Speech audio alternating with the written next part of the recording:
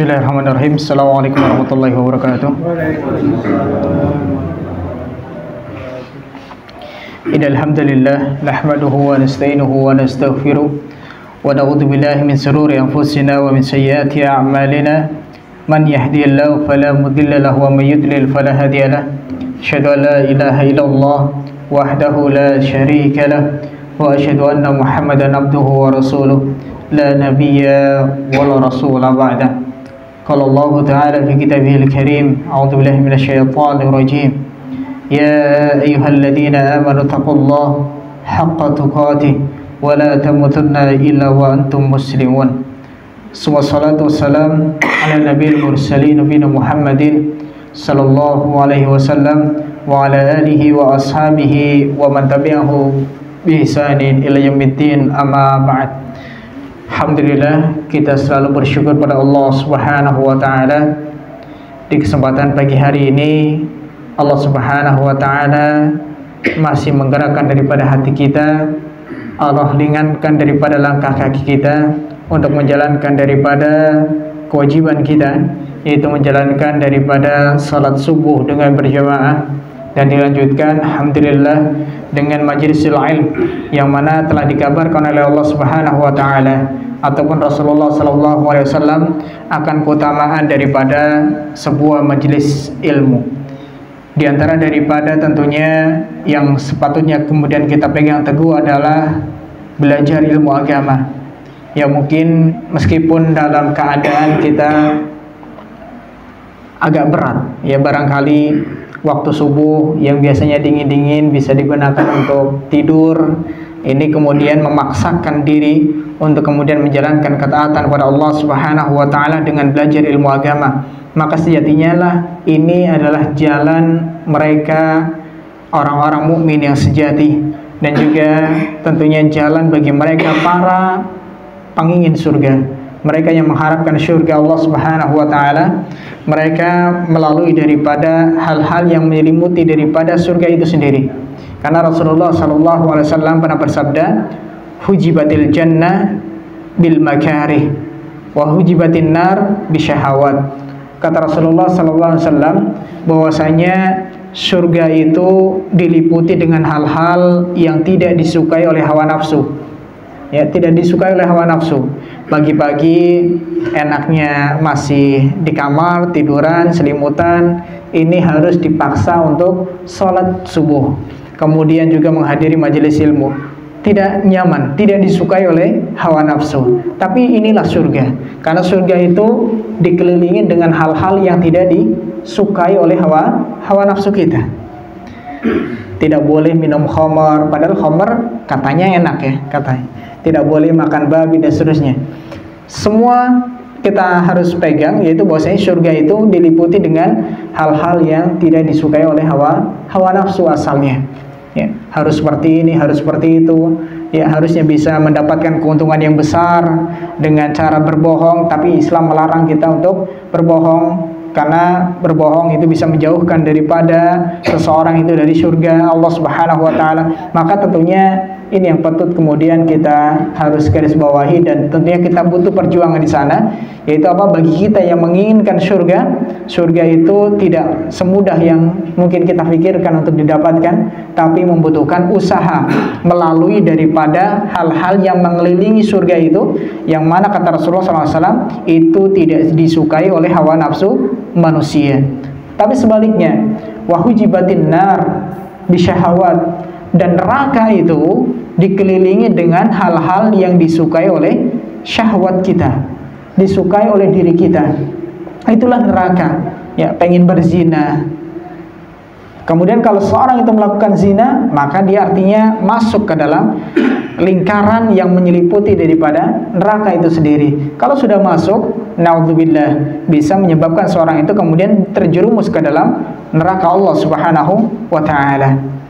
Suruh puasa, ya, ini tidak semudah yang mungkin dibayangkan, gitu ya. Ini butuh pengorbanan, karena ini tidak disukai oleh hawa nafsu. Pengennya kalau kita ya tidak puasa, mungkin ya sebagian daripada manusia normalnya. Ya karena apa? Tidak berpuasa atau makan dan seterusnya, ini adalah hal-hal yang disukai oleh nafsu kita. Tapi kalau kita mengikuti daripada nafsu kita, maka itu akan kemudian menuntun kita ke dalam neraka Allah Subhanahu wa taala. Makanya kita harus garis bawahi, orang yang menginginkan surga butuh pengorbanan, karena diliputi dengan hal-hal yang tidak disukai oleh hawa nafsu. Sedangkan neraka itu sebaliknya, menggoda. Itu kenapa? Dikelilingi dengan hal-hal yang disukai oleh hawa nafsu kita. Semoga Allah Subhanahu wa taala meneguhkan kita di atas petunjuk dari Allah Subhanahu wa taala, dan Allah Subhanahu wa taala senantiasa membimbing kita agar supaya kita bisa memaksimalkan daripada sisa umur kita untuk menjalankan ketaatan pada Allah Subhanahu wa taala, menjauhi daripada kemaksiatan kepada Allah Subhanahu wa taala. Salam dan salam semoga senantiasa tercurah limpahkan kepada Nabi besar Muhammad sallallahu alaihi wasallam, kepada keluarga, sahabat serta mereka yang selalu istiqomah mengikuti daripada petunjuknya sampai yaumil qiyamah nanti. Baik, ikhwatul iman rahimani wa rahimakumullah jami'an. Pertemuan pada pagi hari ini insyaallah melanjutkan daripada pertemuan sebelumnya. Pembahasan masih seputar Ramadan, tapi pembahasan pada kesempatan pagi hari ini lebih khusus kita membahas tentang amalan 24 jam yang sepatutnya untuk kemudian dijaga oleh seorang muslim di bulan Ramadan lebih khususnya. Apa saja yang kemudian perlu dijaga, apa saja yang kemudian harusnya dilakukan oleh seorang muslim ketika dia berada di bulan Ramadan, mulai dari dia bangun tidur sampai tidur lagi. Ini penting agar supaya apa? Setiap waktu yang kita miliki atau setiap waktu yang kita lalui itu membuahkan pundi-pundi pahala untuk kita semua. Terlebih di bulan Ramadan, yang mana kata Rasulullah SAW dalam beberapa hadisnya menyebutkan bahwasanya bulan Ramadan itu adalah bulan yang penuh dengan rahmat. Ya, dari awal sampai akhirnya itu penuh dengan rahmat. Begitu juga bulan Ramadan adalah bulan yang penuh dengan maghfirah, yaitu ampunan dari Allah Subhanahu wa taala dari awal Ramadan sampai akhir Ramadan. Kemudian juga di bulan Ramadan kata Rasulullah SAW itu Allah Subhanahu wa taala membebaskan seorang hamba dari neraka, itkun minan nar, dan itu kata Rasulullah terjadi setiap harinya pada bulan Ramadan. Maka tentunya kita harus bisa memaksimalkan ya daripada diri kita di bulan Ramadan ini agar supaya kita kemudian bisa mendapatkan keutamaan-keutamaan yang Allah dan Rasulnya telah sampaikan kepada kita. Baik, ikhwatul iman, mulai daripada bangun tidur, apa yang sepatutnya dilakukan oleh kita seorang muslim khususnya di bulan Ramadan ini.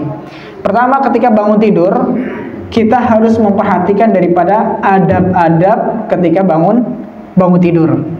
Ada adabnya ketika bangun tidur. Ya, inilah yang membedakan ya rutinitas dengan bagaimana orang yang seorang muslim yang dia berilmu. Kalau seorang muslim dia yang berilmu, maka rutinitas bisa berbuah daripada pahala dari Allah Subhanahu wa taala. Tapi kalau hanya sekedar rutinitas tanpa dibarengi dengan ilmu, artinya dia tidak tahu apa yang harusnya dia lakukan, maka rutinitas hanya sebatas rutinitas. Semua kita tidur, ada yang nggak tidur? Semuanya tidur. Sekarang aja mulai ngantuk-ngantuk gitu ya. Ya, semua kita tidur, ya. Kita rutinitasnya pasti tidur. Bedanya orang yang awam, yang dia tidak paham dengan ilmu, dengan orang yang berilmu adalah apa? Ketika dia tidur atau ketika dia bangun tidur, ketika orang itu berilmu, maka dia memperhatikan daripada adab-adab ketika bangun tidur. Apa Pak? Adab-adab ketika bangun tidur? Ada yang tahu? Pertama, ketika bangun tidur apa yang dilakukan? Kita berzikir kepada Allah Subhanahu wa taala dengan membaca doa bangun tidur. Apa doanya? Apa nih doa bangun tidur? Ya, alhamdulillahilladzi ahyana ba'dama amatana wa ilaihin nusyur. Artinya apa? Alhamdulillah, segala puji bagi Allah Subhanahu wa taala alladzi yang ahyana telah menghidupkan kami ba'dama amatana, setelah Allah mewafatkan kami. Jadi tidur itu adalah wafat, ya, wafat yang kecil, ya. Itulah tidur. Setiap kita pernah mencicipinya, yaitu dengan tidur. Itu wafat. Ba'dama amatana, setelah kematian kami, wa ilaihin nusyur, dan hanya kepada Allah Subhanahu wa taala kita akan dikumpulkan. Ini ketika kita bangun tidur. Kita membaca doa tadi, alhamdulillahilladzi ahyana ba'dama amatana wa ilaihin nusyur. Ya, ini doa ketika bangun tidur. Setelah seseorang itu berdoa, apa yang kemudian dia lakukan?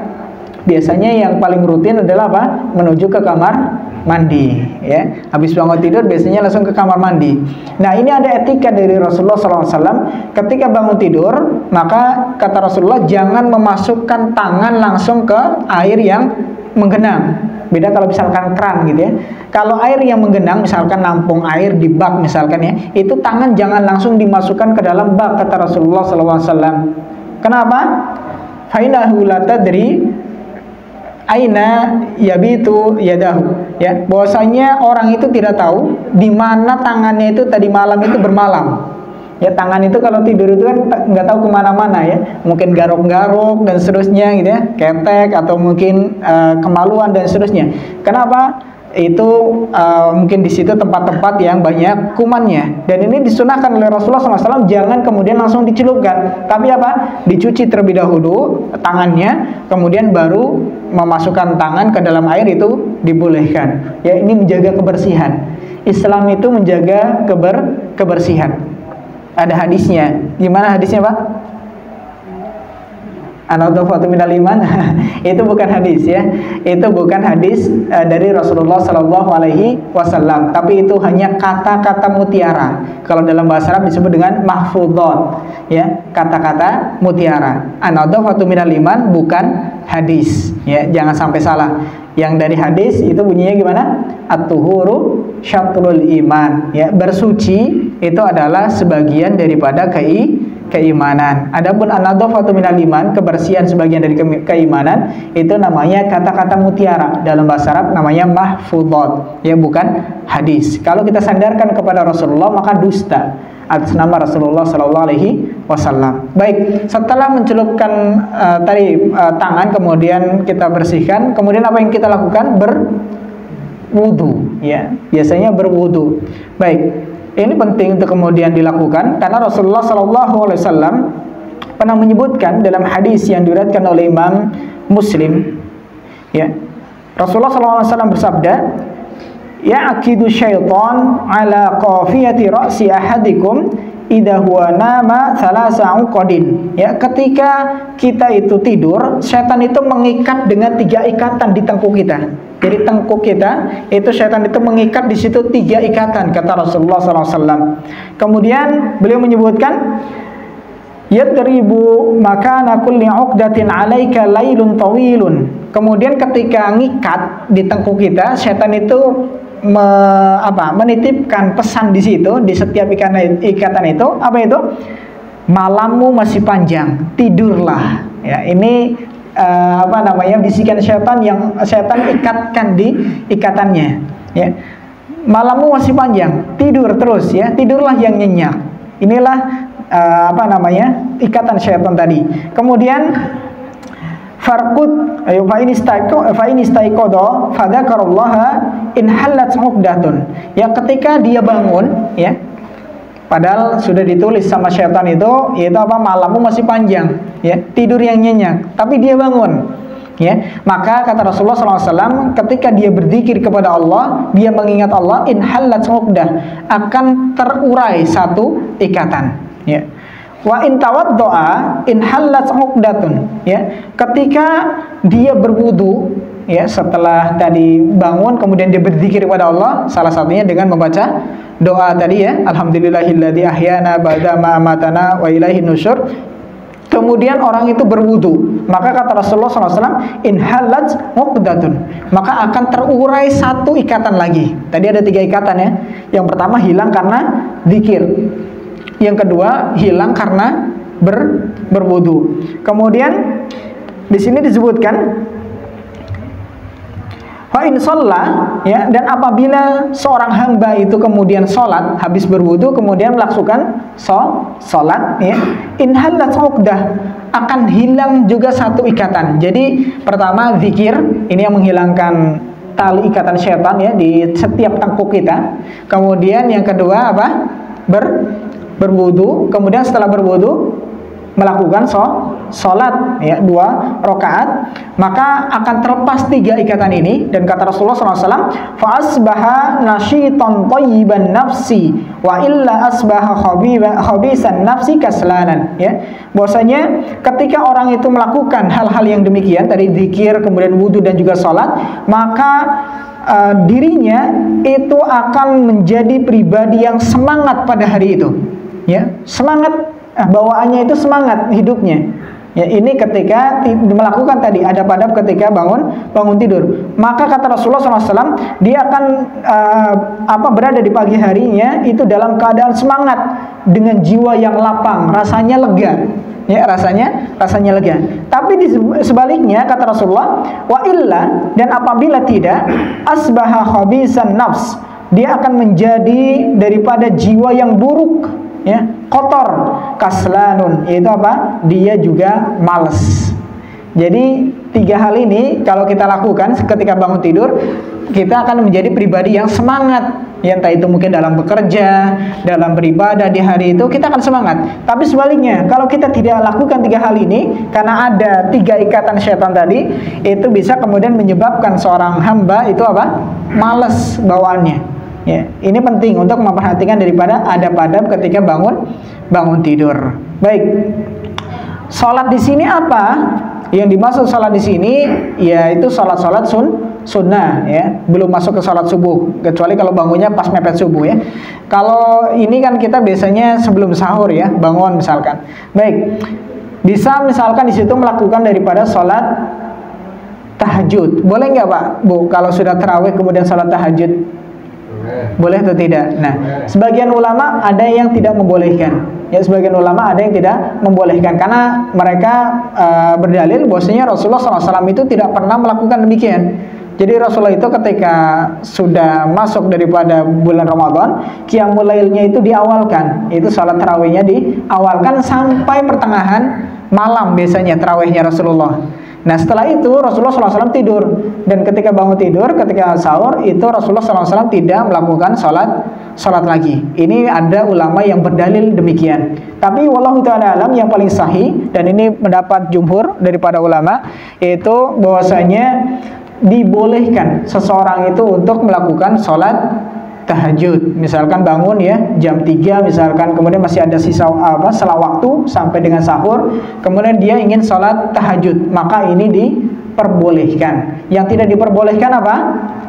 Iya, sholat witir. Kalau misalkan di awal malam tadi misalkan habis sholat tarawih sudah melakukan witir, karena kata Rasulullah, la witrani fi lailatin, tidak ada 2 witir dalam satu malam. Baik. Kemudian yang memperbanyak daripada sholat, ya, bisa juga di situ misalkan berapa 4 rakaat, 6 rakaat, ya, terserah semampu kita. Yang penting juga sholat itu tidak cepat. Kenapa kata Rasulullah SAW? Afdalus sholati tulul qunut. Ya, sholat yang paling utama adalah yang paling lama berdirinya. Ini sholat yang paling utama. Yang paling lama berdirinya, artinya bacaannya panjang, nggak tergesa-gesa.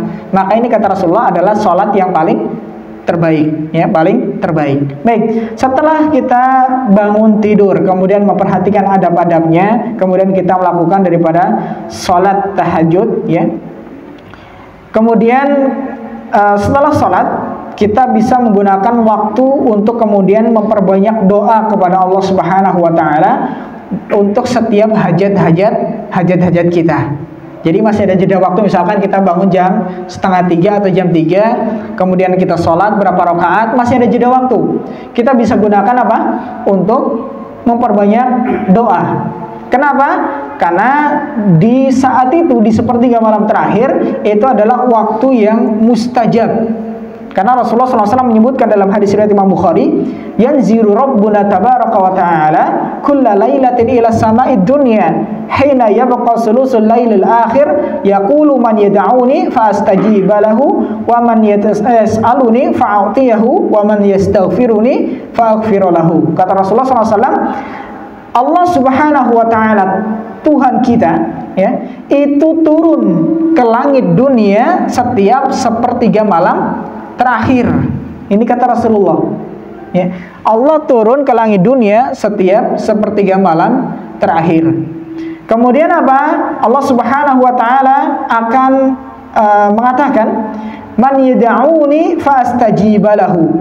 Barang siapa yang dia berdoa kepadaku, maka aku akan ijabahi daripada doanya. Saya akan kabulkan doanya. Ini langsung dari Allah, ya. Allah sendiri yang menyampaikan, man yad'uni fa astajiba lahu. Barang siapa yang berdoa kepadaku, maka dia akan aku kabulkan doanya. Kemudian man yas'aluni fa u'tiyahu. Dan barang siapa yang meminta kepadaku, maka pasti akan aku kasih. Ya. Kita mintalah kepada Allah. Masih ada sisa waktu misalkan setengah jam, perbanyak doa. Ya, perbanyak doa kepada Allah Subhanahu wa ta'ala, minta hajat-hajat kita. Bahkan para sahabat Rasulullah SAW menyampaikan bahwasanya dahulu para sahabat Rasulullah SAW itu minta kepada Allah Subhanahu wa ta'ala meskipun dalam hal-hal yang sangat-sangat remeh.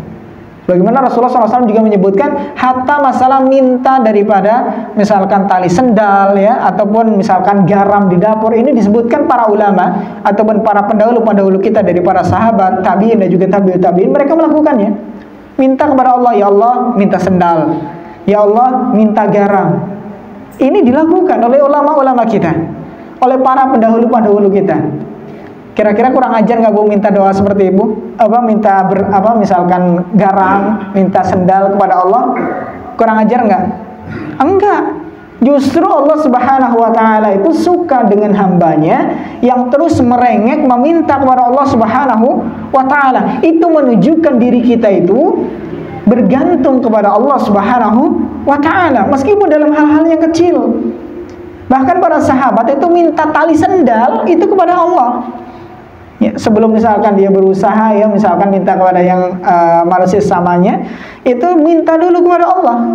Dan ini Allah Subhanahu wa ta'ala itu suka ketika ada seorang hamba itu kemudian meminta, merengek kepada Allah Subhanahu wa ta'ala. Bahkan dalam hadis yang lain Rasulullah SAW menyebutkan, ya, barang siapa yang tidak mau berdoa kepada Allah Subhanahu wa ta'ala, ghadaba alaihi, maka Allah Subhanahu wa ta'ala akan murka kepadanya. Orang yang tidak mau meminta kepada Allah, maka Allah justru akan murka kepada orang tersebut. Kalau kita minta kepada manusia, gitu ya, yang minta terus kepada manusia, yang ada manusia apa? Murka, marah gitu, karena sering diminta. Tapi justru sebaliknya, kalau Allah Subhanahu wa ta'ala itu apa? Murkanya, marahnya adalah apa? Ketika tidak ada yang mau minta.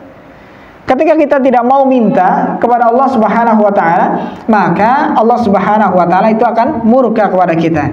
Maka perbanyaklah minta kepada Allah, meskipun dalam hal-hal yang remeh ataupun hal-hal yang kecil, masalah sendal, masalah garam, ya, apalagi yang agak lebih besar lagi, ya, minta rumah atau mungkin kemudahan usaha dan seterusnya, minta kepada Allah Subhanahu wa ta'ala. Gak apa-apa dirincikan, ya, boleh-boleh saja dirincikan. Misalkan, ya Allah saya minta ini, minta itu dan seterusnya, boleh, ya, karena ini mewujudkan diri kita itu seorang hamba yang ketergantungan dengan Allah Subhanahu wa ta'ala. Dan Allah cinta, Allah suka kepada hambanya yang terus suka meminta kepada Allah Subhanahu wa ta'ala. Baik, kemudian setelah kita memperbanyak doa, kemudian masuk waktu sahur, maka amalan berikutnya yang perlu kita lakukan adalah apa? Makan sahur, ya. Sahur ini sebagaimana disebutkan oleh Rasulullah SAW, ada keberkahan di sana. Rasulullah memerintahkan kita juga untuk sahur. Tasahharu fa inna fis sahuri barakatun. Sahurlah kalian karena di dalam sahur itu ada keberkahan. Jadi kalau kita ingin mendapatkan keberkahan, maka usahakan sahur. Jangan sampai tidak sahur. Bahkan dalam hadis yang lain Rasulullah menyebutkan, sahurlah kalian meskipun hanya dengan 1 telguk daripada air. Ini menunjukkan akan apa? Rasulullah sangat menekankan seseorang itu untuk melakukan sahur. Ya. Orang itu harus kemudian memperhatikan bagaimana perintah Rasulullah SAW. Rasulullah memerintahkan kita untuk sahur, pasti ada kebaikan di sana. Ya, salah satunya di situ pasti ada keberkahan, karena yang mana disampaikan oleh Rasulullah SAW. Apa itu keberkahan, Pak? Kita kan sering minta keberkahan, ya. Ya Allah berkahi kami, ya Allah berkahi kami. Apa itu keberkahan? Keberkahan sesuatu bisa dikatakan berkah apa? Kita punya rumah berkah, punya harta yang berkah, punya keluarga yang barokah, dan seterusnya. Kita meminta keberkahan pada Allah. Apa itu keberkahan? Para ulama menyebutkan yang dimaksud dengan keberkahan adalah ziyadatul khair, bertambahnya kenikmatan. Ya, bertambahnya kenikmatan atau bertambahnya kebaikan. Kalau misalkan kita mempunyai rumah, dengan rumah itu kemudian kita lebih maksimal dalam kita beribadah kepada Allah Subhanahu wa taala. Artinya kebaikannya bertambah. Kita mempunyai harta, kemudian dengan harta itu kemudian kita suka memberi, suka ngasih, suka bersedekah, suka infak. Maka artinya apa? Kita punya harta itu bertambah kebaikan kita. Maka artinya harta itu adalah berkah. Ya. Jadi berkah itu adalah apa? Bertambahnya kebaikan. Contoh, hidup kita berkah. Kalau dikatakan hidup kita berkah, artinya apa? Hidup kita senantiasa bertambah kebaikannya. Ya, sedikit demi sedikit, meskipun sedikit, itu selalu bertambah kebaikan. Itu yang namanya berkah. Makanya kita mengharapkan kepada Allah Subhanahu wa taala bukan banyaknya pada sesuatu, tapi apa? Keberkahannya. Ya. Jangan kita hanya sekedar meminta, misalkan ya Allah minta harta yang banyak gitu, tapi lupa kemudian meminta keberkahan kepada Allah. Sebabnya artinya apa? Kemudian bisa jadi karena dia hanya meminta banyaknya harta dan tidak meminta kepada Allah keberkahan, akhirnya apa? Hartanya membuat dirinya lalai sehingga tidak bertambah kebaikan karena dicabut keberkahan dari dirinya atau dari hartanya. Ini penting, ya, kita harus kemudian mengejar keberkahan dari Allah Subhanahu wa taala. Ketika sesuatu itu berkah, ya, contoh kendaraan misalkan diberkahi oleh Allah Subhanahu wa taala, maka kendaraan itu akan senantiasa kemudian menghantarkan kita kepada kebaikan-kebaikan. Ya, ketika misalkan dipakai untuk kemudian menghadiri majelis ilmu atau menghadiri misalkan sholat berjamaah, alhamdulillah motornya awet misalkan, ya. Kemudian ketika kita punya kenikmatan yang lain, kemudian Allah jaga kenikmatan itu, misalkan kesehatan, ya, senantiasa karena kesehatan itu diberkahi oleh Allah, kemudian kesehatan itu kita gunakan untuk ketaatan-ketaatan kepada Allah Subhanahu wa taala. Ini ketika diberkahi oleh Allah. Maka penting kita harus kemudian mengejar keberkahan. Salah satu cara kita mendapatkan keberkahan adalah dengan kita makan sahur. Ya, pernah kita sampaikan di sini bahwasanya sahur itu apa? Waktunya itu tidak terlalu jauh lama dengan waktu salat subuh. Ya, kalau kata Zaid bin Thabit ketika ditanya oleh Ibnu Abbas radhiyallahu ta'ala anhu tentang sahurnya Rasulullah SAW, itu sekedar membaca 50 ayat dari Al-Quran yang tidak terlalu panjang juga tidak terlalu pendek, dan bacanya juga tidak terlalu cepat dan juga tidak terlalu lambat. Inilah waktu sahur Rasulullah SAW. Semakin mendekati subuh maka semakin baik. Tapi bukan artinya ketika subuh masih makan, tidak, ya. Kalau sudah masuk subuh, sudah masuk adzan subuh, maka berhenti dari makan dan minum atau segala hal yang membatalkan puasa, ya. Baik, ini perlu diketahui untuk bagaimana kita bisa memaksimalkan daripada Ramadan kita. Baik, setelah tadi sahur, kemudian apa yang dilakukan? Biasanya sahur itu sampai dengan mendekati waktu subuh, ya. Yaitu bisa kemudian kita gunakan untuk tilawah Al-Quran, ya, membaca Al-Quranul Karim, ya, karena Al-Quranul Karim adalah salah satu kemudian faktor yang kemudian itu bisa membuat kita itu mendapatkan pahala yang besar dengan amalan yang asalnya tidak terlalu sulit. Kenapa? Rasulullah SAW mengatakan, man qara'a harfan min kitabillah, barang siapa yang dia membaca satu huruf saja dari kitabullah, dari Al-Quranul Karim, ya, maka akan dituliskan baginya hasanah, yaitu satu kebaikan. Fal hasanatu bi asri amsalihha, dan satu kebaikan itu akan dilipat gandakan menjadi 10 kebaikan.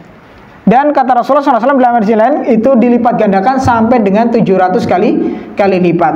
Ini orang ketika membaca Al-Quran, ya, Allah akan lipat gandakan kebaikannya. Ya, satu huruf saja itu mendapatkan 10 kebaikan. Bisa Allah lipat gandakan jauh lebih besar daripada itu. Maka ini pentingnya untuk kemudian kita menjaga tilawah Al-Quran. Terlebih bulan Ramadan dikenal dengan Syahrul Quran, yaitu bulannya Al-Quran. Ya, selain daripada Al-Quran memang diturunkan di bulan Ramadan, tapi memang sudah menjadi kebiasaan dari Rasulullah SAW dan juga para sahabat serta orang-orang soleh setelah mereka, yaitu apa? Mereka memaksimalkan Ramadan untuk membaca Al-Quran. Pertanyaannya, mana yang lebih baik, Pak? Ya, banyak khatam, tapi kemudian hanya sekedar baca saja, tidak kemudian dia pahami daripada apa yang dia baca. Mana yang lebih utama? Dengan orang yang dia membaca meskipun sedikit, gak terlalu banyak, tapi dia sembari kemudian memahami daripada apa yang dia baca. Mana yang lebih utama, Pak? Tentunya membaca plus kemudian memahami daripada apa yang kita baca. Karena sejatinya Al-Quran itu diturunkan bukan hanya untuk dibaca, tapi juga untuk ditadaburi. Afala yatadabbarunal Qur'an am ala qulubin aqfaluha, bahkan kata Allah, ya. Apakah mereka tidak mentadaburi Al-Quran? Apakah mereka hati-hatinya itu ada gemboknya, ada penutup-penutupnya? Jadi orang yang tidak mau mentadaburi Al-Quran, maka ibarat kata dalam hatinya itu ada apa? Gemboknya, ya, ditutup, ya. Maka ikhwatul iman, ini tentunya yang lebih baik, ya. Selain kita membaca Al-Quran, kita usahakan juga sembari memahami daripada Al-Quran. Bagaimana pemahaman daripada Al-Quran? Apakah sembarangan kita kemudian memahaminya, baca kemudian terjemahkan sendiri, pahami dengan pemahaman sendiri? Ternyata tidak juga, ya. Inilah pentingnya kita hadir di majelis ilmu, ya, majelis ilmu. Kenapa? Di sana dibacakan Al-Quran, yang kemudian apa? Di sana disampaikan tentang bagaimana cara memahami Al-Quran. Ya, kalau misalkan kita memahami dengan pemahaman kita sendiri, khawatir, yaitu apa? Kita terjerumus ke dalam kesalahan. Sebagaimana contoh misalkan, Allah Ta'ala berfirman, "U'budullah hatta ta'tiyakal yakin." Ya, sembahlah Allah sampai datang kepadamu keyakinan. Ini kalau salah terjemahan, ya, yaitu apa? Sembahlah Allah sampai datang kepadamu yakin. Kemudian ada yang kemudian menerjemahkan, ya, demikian, kemudian dia pahami kalau sudah yakin berarti tidak perlu apa? Ibadah lagi. Kalau sudah yakin, kita yakin kepada Allah, berarti nggak perlu sholat lagi. Inilah pemikiran liberal. Ya, kalau sudah yakin kepada Allah nggak perlu pakai jilbab. Kalau sudah yakin kepada Allah nggak perlu melakukan ini dan seterusnya. Ini pemahaman yang salah. Kenapa? Al-yakin di dalam ayat ini, ya, firman Allah Subhanahu wa taala yang tadi kita sebutkan, artinya adalah apa? Al-yakin di sini al-maut. Apa al-maut? Kematian. Artinya apa? U'budullah hatta ta'tiyakal yakin. Sembahlah Allah, beribadahlah kepada Allah sampai dengan datangnya apa? Kematian. Itulah makna daripada ayat ini. Maka pentingnya ketika kita membaca Al-Quran, ya, selain kemudian kita coba pahami daripada makna ayat-ayatnya, kemudian hadir di majelis ilmu. Karena di majelis ilmu itulah kemudian dijelaskan tentang bagaimana maksud daripada Al-Quranul Karim. Ini penting, ya. Oke, kemudian setelah sahur, kemudian kita membaca Al-Quran, kemudian biasanya dikumandangkan adzan, ya, adzan subuh. Apa yang dilakukan seorang muslim, ini perlu kita catat baik-baik juga, perlu dilakukan juga, yaitu apa? Usahakan berwudu dari rumah, Pak Bu, ya. Meskipun di masjid sudah disediakan tempat wudu, tapi usahakan berwudu dari rumah. Dan usahakan ketika berangkat ke masjid, dari rumah menuju ke masjid, berjalan kaki. Ya, jangan naik kendaraan. Ya, kecuali kalau dari Cisaeng ke sini ya. Lumayan. Ikhwatul iman, ini penting. Kenapa? Rasulullah SAW menyebutkan, man tatahhara fi baitihi summa masya ila baitin min buyutillah liyaqdiya faridatan min faraidillah kana khatwatahu ihdahuma tahuttu khati'atan wa ukhra tarfa'u darajatan, kata Rasulullah SAW. Barang siapa yang bersuci di rumahnya, artinya berwudu di rumah, ya, bukan di masjid. Ini kata Rasulullah, berwudu di rumah, kemudian apa yang dilakukan? Kemudian orang itu berjalan menuju masjid. Untuk apa? Lihat dia faridatan min faraidillah, untuk menjalankan daripada kewajiban diantara daripada kewajiban-kewajiban yang Allah telah wajibkan kepada dirinya. Maka apa kata Rasulullah SAW? Kana khotwatahu, maka dua langkahnya, ya, dua langkah kakinya, kanan kiri ya, dua langkah. Apa kata Rasulullah? Ihdahuma, salah satunya tahuttu khati'atan, akan menghapus dosa. Satu langkah kita menghapus dosa. Dan kata Rasulullah, langkah yang lain apa? Wa ukhra tarfa'u darajatan, dan langkah yang lainnya itu akan meninggikan derajat kita. Ini Masya Allah ya, ketika bersuci dari rumah kemudian ke masjid dengan jalan kaki, niatnya untuk apa? Menjalankan daripada kewajiban kita, itu misalkan sholat berjamaah. Di antara kewajiban kita yang lain apa Pak? Menghadiri majelis ilmu, gitu ya. Maka apa? Rasulullah SAW kabarkan kepada kita, satu langkah kaki kita itu akan menghapus dosa kita. Langkah kaki berikutnya itu meninggikan derajat kita. Jadi semakin banyak langkah kaki kita dari rumah menuju masjid, semakin banyak juga Allah mengampuni dosa-dosa kita, dan semakin tinggi Allah tinggikan daripada derajat kita. Ini motivasi juga bagi yang rumahnya jauh dari masjid ya. Itu apa? Bersemangatlah untuk ke masjid dengan jalan kaki. Ya. Tapi kalau misalkan rumahnya jauh dari masjid, ya jangan kemudian ketika sudah iqamat baru berangkat ya. Sebelum muadzan usahakan sudah lebih dahulu berangkat karena agak jauh, agar supaya apa? Tidak tertinggal daripada apa?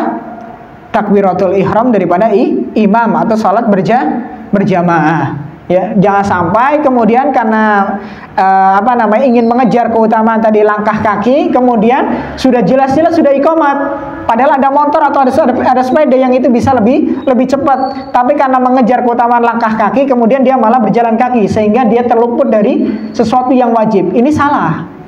Kenapa? Yang wajib itu harus lebih diutamakan. Adapun tadi yang disebutkan berwudu dari rumah, berjalan kaki menuju masjid, ini adalah sunnah, ajaran dari Rasulullah SAW. Maka kalau misalkan sesuatu itu kemudian yang wajib menuntut kita untuk lebih cepat misalkan mengerjakannya, misalkan karena sudah iqamat, maka nggak apa-apa pakai kendaraan misalkan dan seterusnya. Dan ya boleh-boleh saja kalau misalkan belum iqamat pun misalkan ke masjid juga pakai kendaraan. Apakah kemudian setiap putaran roda itu dinilai pahala? Wallahu ta'ala alam bishawab. Tapi yang jelas ini memang ada kekhususan Pak Bu ya, yaitu apa? Orang yang dia bersuci dari rumah kemudian berjalan menuju masjid. Pertanyaannya, di masa Rasulullah sudah ada kendaraan belum? Sudah ada. Apa kendaraannya? Onta. Tapi kenapa Rasulullah tidak sebutkan barang siapa yang kemudian naik onta gitu ya, atau misalkan dengan ibarat yang lain kemudian berjalan ke masjid dengan onta itu, dengan kendaraan, kemudian satu langkah onta akan kemudian meninggikan derajat, satu langkah lagi kemudian menghapus dosa. Misalkan onta kan punya 4 kaki, atau yang tangan 2 Pak.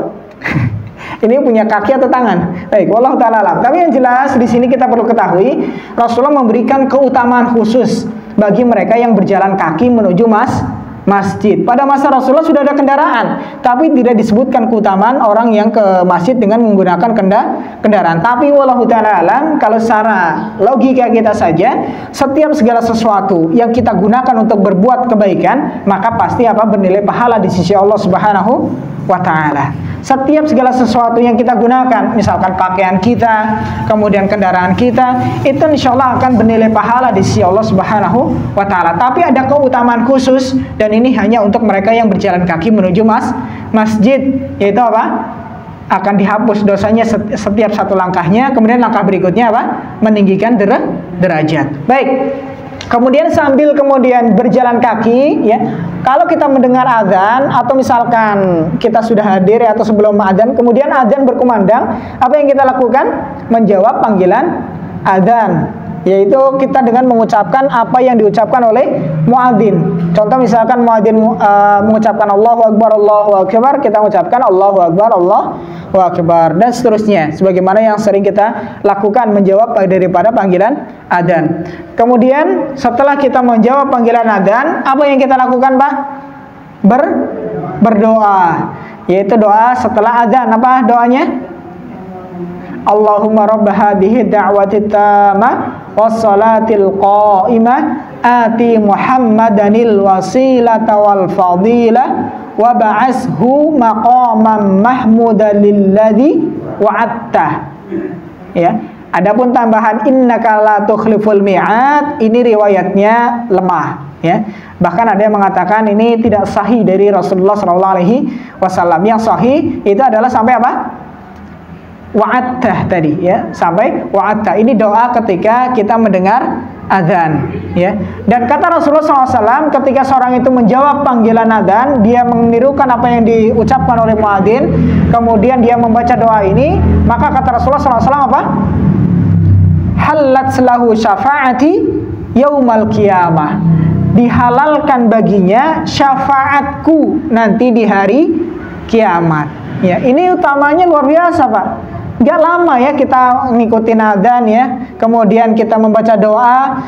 Ini kemudian ketika kita lakukan, kata Rasulullah SAW, itu dihalalkan syafaat Rasulullah untuk kita. Ini amalan ringan, tapi pahalanya subhanallah. Karena setiap kita pasti butuh apa? Syafaat nanti di hari kiamat. Kita membutuhkan syafaat. Kita mencari siapa yang bisa memberikan syafaat. Dan diantara hamba Allah yang Allah kemudian berikan hak kepadanya untuk memberikan syafaat adalah Rasulullah Sallallahu Alaihi Wasallam. Ya, Rasulullah bisa memberikan syafaat untuk umatnya. Ya, untuk umatnya. Maka ini tentunya yang perlu kita jaga, yaitu kita kemudian menjalankan, ya, sesuatu yang kemudian bisa menyebabkan kita bisa mendapatkan daripada syafaat Rasulullah SAW. Tapi yang jelas kita harus catat di sini, syafaat itu milik siapa? Milik Allah atau milik Rasulullah? Milik Allah. Jangan salah dipahami, ya. Jangan sampai kemudian kita katakan laka syafaat ya Rasulullah, engkau yang memiliki syafaat ya Rasulullah. Tidak. Yang memiliki syafaat itu adalah Allah. Tapi Nabi Muhammad SAW adalah hamba yang diberikan hak untuk memberikan syafaat. Tapi syafaat itu milik Allah. Sebagaimana Allah Subhanahu wa taala berfirman, "Walillahi syafa'atu jami'an." Dan hanya milik Allah Subhanahu wa taala seluruh syafaat. Ya, ini persaksian dari Allah, ya. Yaitu apa? Hanya milik Allah lah syafaat semuanya, ya. Dan Rasulullah SAW itu adalah salah satu yang diberikan hak. Bisa nggak kita memberikan syafaat, Pak, nanti di hari kiamat? Bisa nggak? Bisa. Ya, ketika kita misalkan termasuk daripada orang yang soleh, ya, taat kepada Allah Subhanahu wa taala, dan kita ditakdirkan untuk masuk ke dalam surga Allah Subhanahu wa taala, dan Allah berikan hak kepada kita, itu bisa. Ya, kita memberikan syafaat untuk siapa yang kemudian kita kehendaki. Dan juga tentunya syarat menerima syafaat itu adalah apa? Diizinkan dan diridhoi oleh Allah Subhanahu wa taala. Kalau misalkan Rasulullah diizinkan memberikan syafaat, tapi orang yang mau diberi syafaat itu tidak diizinkan oleh Allah untuk mendapatkannya, bisa nggak dapat syafaat? Tidak bisa. Ya, tidak bisa mendapatkan syafaat. Kenapa? Syafaat itu milik Allah, hak Allah Subhanahu wa taala. Jadi kalau Rasulullah misalkan mau ngasih kepada orang kafir, misalkan Abu Jahal dikasih syafaat, Allah nggak ridhoi Abu Jahal untuk kemudian mendapatkan syafaat, yang nggak akan bisa mendapatkan apa? Syafaat. Karena yang penentu atau pemilik syafaat itu adalah Allah Subhanahu wa taala. Baik, kemudian setelah menjawab panggilan adzan, kemudian kita berdoa, kemudian kita bisa melakukan 2 rakaat salat sunnah. Yaitu apa?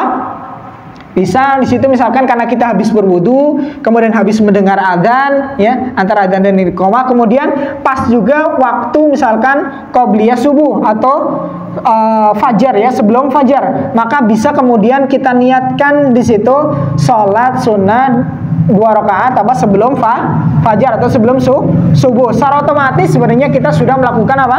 Sholat tadi setelah wudhu yang kita namakan dengan syukrul wudhu, kemudian sholat misalkan di antara di antara adzan dan iqamat. Ini ketika kita melakukan 2 rakaat ini maka cukup. Atau misalkan ketika datang dari rumah kemudian masuk ke dalam masjid, masih ada sisa waktu kemudian melakukan sholat tahiyatul masjid, ya, sebelum adzan berkumandang, maka itu lebih bagus. Tapi kemudian kalau misalkan sudah adzan selesai kemudian kita baru sampai masjid, kita cukup melakukan apa? Sholat sunnah apa? Fajar, ya, sholat sunnah fajar. Secara otomatis kita juga sudah melakukan apa? Sholat tahiyatul masjid. Karena apa? Hukumnya sama-sama sunnah, ya. Bisa dipahami di sini, Pak, ya. Baik, kemudian setelah melakukan sholat sunnah, apa yang kita lakukan? Sholat subuh berjamaah.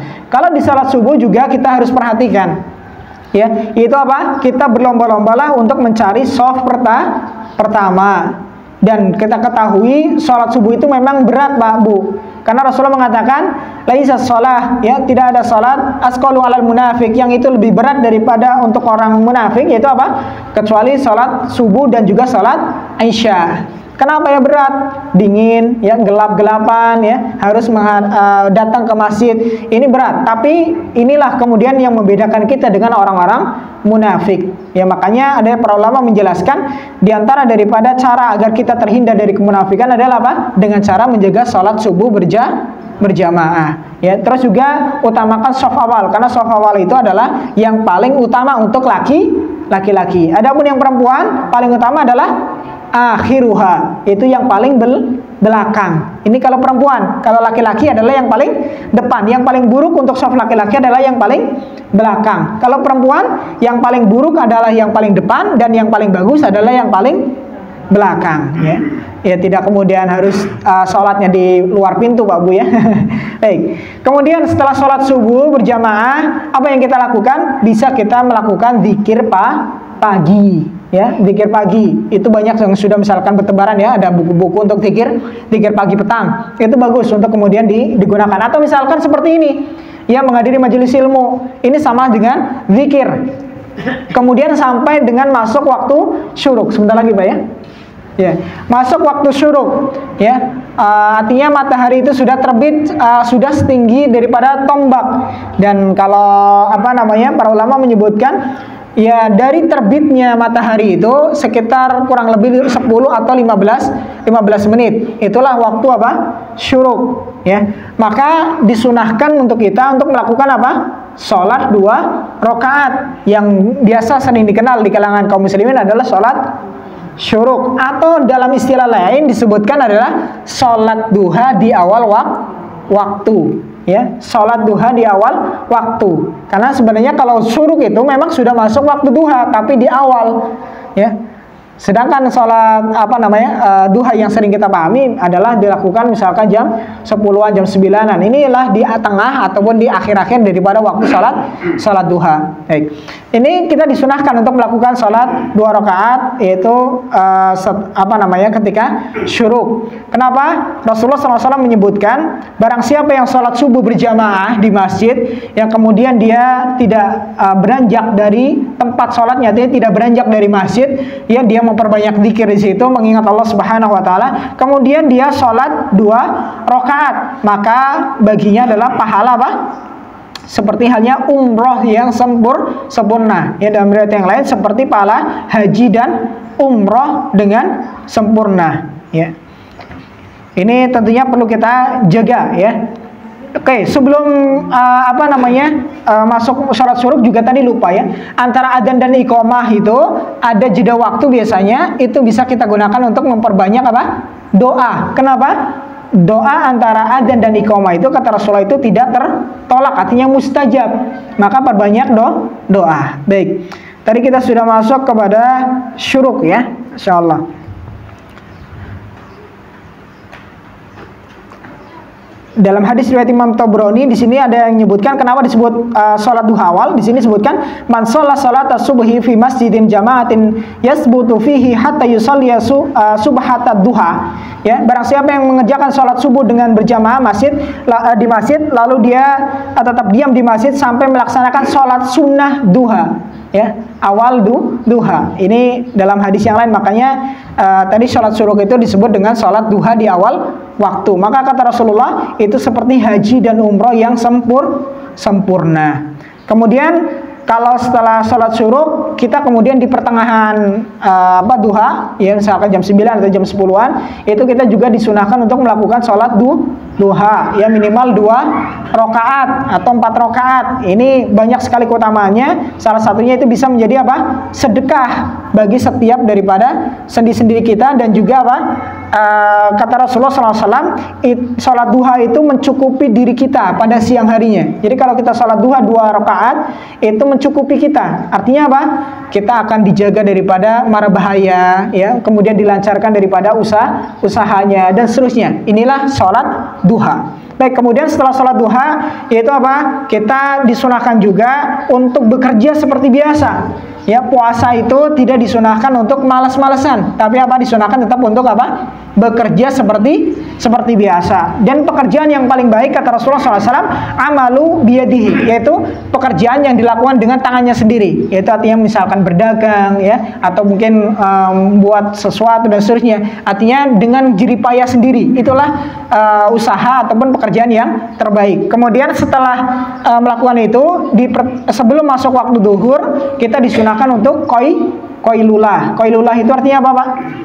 Tidur siang. Dan ini tidur siang adalah membedakan kita dengan setan, karena setan itu tidak tidur siang, dan Rasulullah memerintahkan kita untuk tidur siang. Kemudian apa? Masuk waktu duhur, ya kita bisa lakukan sunnah-sunnah terkait daripada bagaimana sholat itu akan dilakukan, kayak tadi yang kita sebutkan, ya, berjalan kaki dan seterusnya. Kemudian jagalah sholat apa? Rawatib, ya, sholat rawatib. Apa itu sholat rawatib? Sholat yang mengiri sholat wajib, ya. Kemudian kita melakukan sholat duhur berjamaah dan seterusnya. Kemudian kita disunahkan juga untuk kemudian terus bekerja, ya.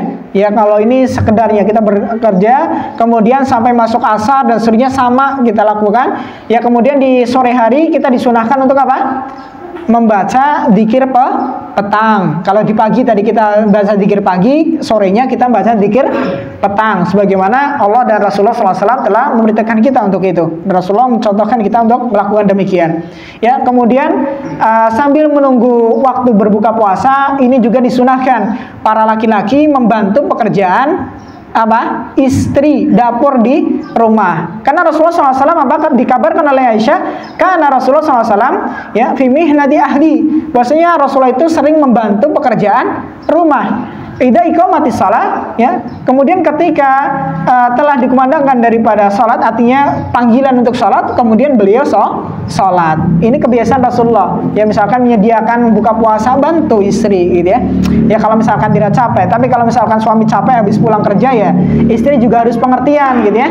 Jangan sampai kemudian dipaksa untuk bantu-bantu pekerjaan di rumah, ya. Sudah capek di luar, kemudian di rumah diomel-omelin pula, ya. Jangan salahkan kalau nyari yang kedua, Pak, ya. Baik. Kemudian setelah tadi membantu istri atau keluarga di rumah, kemudian bisa kemudian sambil menunggu buka puasa itu memperbanyak doa atau membaca Al-Quran. Kemudian ketika masuk berbuka puasa, perhatikan adab-adab ketika berbuka puasa, yaitu apa? Dengan membaca doa dhahabat dhama'u wabtalatil uruq wasabatal ajur insyaallah ketika berbuka puasa. Kemudian memperbanyak doa karena waktu yang mustajab. Disunahkan berbuka dengan apa? Kurutop, yaitu kurma muda. Kalau nggak ada rutop, menggunakan apa? Tamer, yaitu kurma yang kering. Ya, kalau nggak ada apa? Dengan air putih.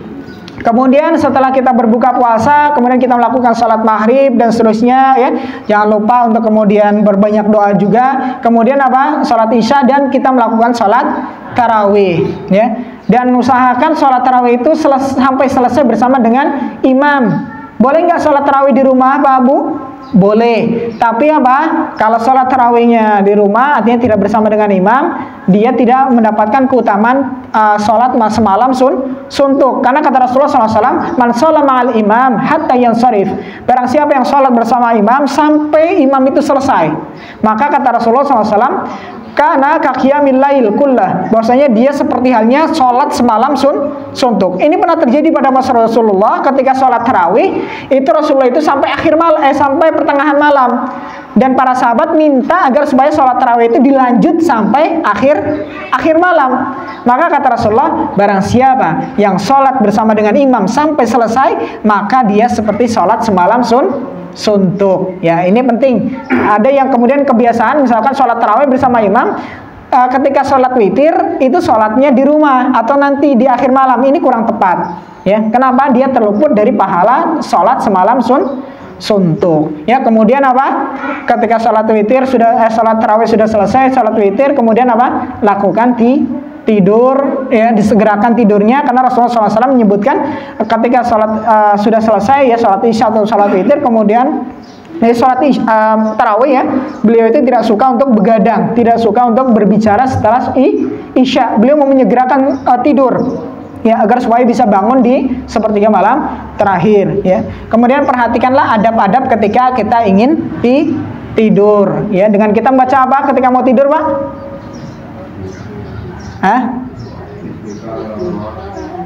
Bismika Allahumma ahya, ya, bismika Allahumma amut, ya, atau bismika Allahumma ahya wa amut, ya. Ini doa ketika mau tidur, ya. Misalkan berwudu juga, ya, ini termasuk sunnah, ya. Ketika mau tidur, kemudian ketika tidur miring ke kanan, ya, ini termasuk sunnah. Kemudian matikan lampu, ya. Ya, ini termasuk sunnah, ya. Wallahu ta'ala alam shawab. Itulah daripada amalan 24 jam, ya, dari bangun tidur sampai tidur lagi, ya. Insyaallah kita berdoa kepada Allah Subhanahu wa taala, semoga Allah mudahkan kita untuk melakukan amalan-amalan yang tadi kita lakukan sehingga kita bisa menggapai daripada kemuliaan di bulan Ramadan ini. Kita bisa memaksimalkan ibadah di bulan Ramadan. Mungkin ada 1-2 pertanyaan. Ada yang mau bertanya? Silakan sebelum kita akhiri.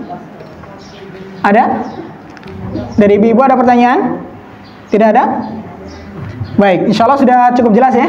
Baik, alhamdulillah. Kita akhiri daripada majelis kita pada pagi hari ini. Semoga Allah Subhanahu wa taala menurunkan keberkahan untuk kita semua, dan Allah senantiasa memberikan keberkahan untuk daripada umur kita sampai dengan kita berjumpa dengan Allah Subhanahu wa taala dan kita bisa dimasukkan ke dalam surganya tanpa hisab. Ya, kita akhiri daripada majelis kita dengan doa kepada majelis. Subhanakallahumma bihamdika asyhadu an la ilaha illa anta astaghfiruka wa atubu ilaik. Sekian, assalamualaikum warahmatullahi wabarakatuh.